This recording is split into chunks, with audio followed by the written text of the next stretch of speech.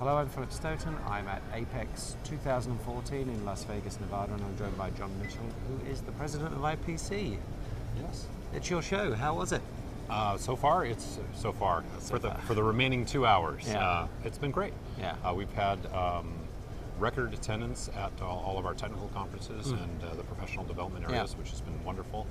And we're up 50% on buyers that are in attendance. Okay. So people who are saying they're going to be making a purchasing decision within the next 12 months, that's up 50% over last year. So it's very exciting. That would certainly be reflected by the conversations I've had on the show floor and in the bars late at night, where I've seen people smoking big cigars and celebrating. Feeling happy about taking some orders and taking home some real inquiries for business that they think is actually going to happen. You mentioned the technical conference. It's always a really good conference here.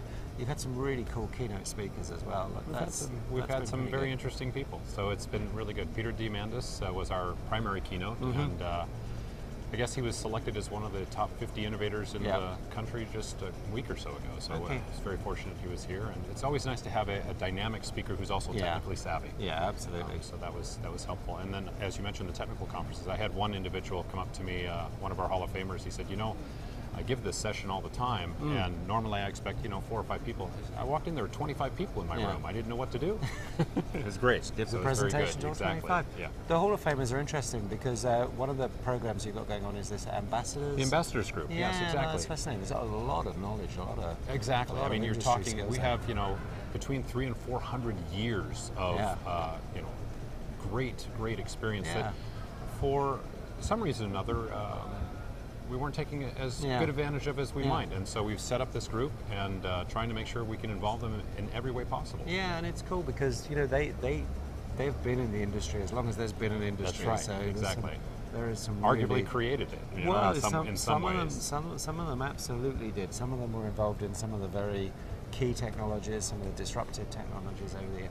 We've talked to Randy about validation services. It sounds like a really exciting project. I know it's at the early stages, but I sense that's going to take off. The ramp is going to be quite challenging to get auditors trained and out there. It is. But at the same time, we feel it's worth taking that challenge on because we're hoping to save the entire industry a lot of time and money as we do this. If we can allow for hopefully less visits required, then it saves on both sides. So. Yeah, and I think those value-add services are absolutely fundamental to what you've got to do. And to me, it seems a natural, and I hadn't thought of it, but it seems a natural progression that if you have created the standards, it's great that you can audit against them. So. Well, exactly. We have the creation of the standards with the documents themselves, and then you have certification where we certify an individual to it, and now it's that next step where you say, organizationally, are you actually doing what it says? Yeah.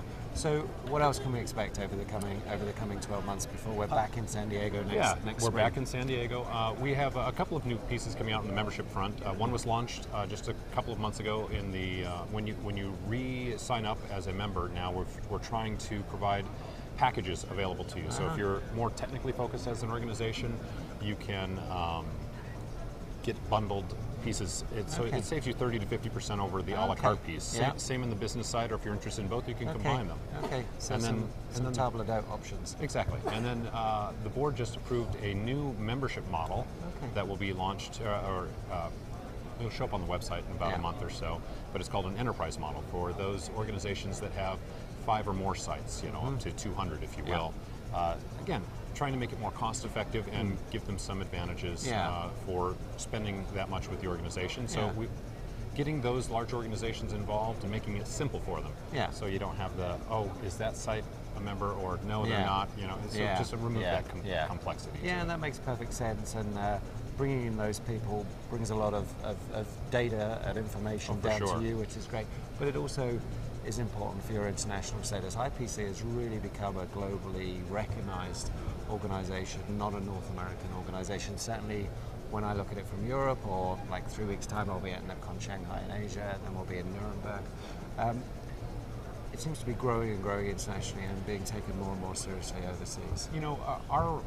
mission is to support the electronics industry wherever it may be. And it continues to grow internationally, so we'll continue to invest in and make the support there as well as here. So we're trying to make sure the entire industry everywhere grows. So thank you for saying that you're seeing that. We're definitely striving for that. Yeah, so it's good to hear. A success.